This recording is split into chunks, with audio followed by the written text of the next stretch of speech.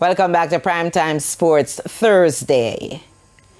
The first top flight trophy for this season will be decided on Friday when JPL semi-finalists Cavalier take on Portmore United in the final of the inaugural JFF Lynk Cup at Sabina Park. There will also be a third-place playoff between Harborview and Dun Beholden. Jerome Foster has our preview. Contrasting semi-final wins, but Cavalier and Portmore United find themselves as the last two teams in the JFF Lynk Cup that culminates under the lights of Sabina Park on Friday.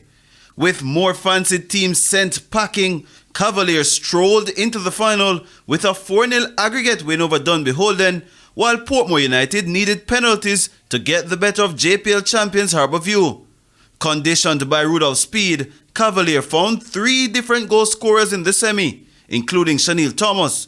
But for speed, it's another aspect of the team's play that is providing satisfaction. This is probably about the third or fourth clean sheet we're keeping since King and Atkinson has left. So those are pleasing performances too. But again, our team is very pacey. So you know that once we get spaces, we'll probably cause a lot of problems. Incidentally, the game comes 3 days before the Jamaica Premier League semi-final against Harborview for Cavalier. The final is serious, but at the same time we have to be wary that we have a semi-final game 3 days afterwards. So as you can see, it is a thing that takes a toll on players at this particular time.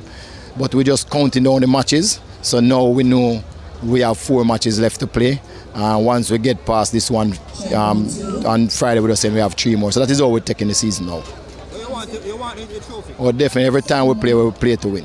Portmore United, with Philip Williams in his first full season, wants to put the icing on the cake for what he sees as a successful tenure so far. Portmore is known for winning titles, but for the last couple of years we have been out of the running. So winning here is very important for the club and the community. I think it will form a catalyst in terms of pulling new talent to the club and also getting back some of our supporters. So definitely it would be a plus for us. The match kicks off at 8 p.m. and one man who wants to be shining bright is Benjamin Williams, following his heroics in the shootout against Harborview.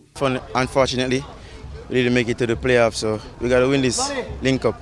The third place match kicks off at 5 p.m. between defending JPL champions Harborview and the beaten finalists Dun Beholden. Jerome Foster, TVJ Sports.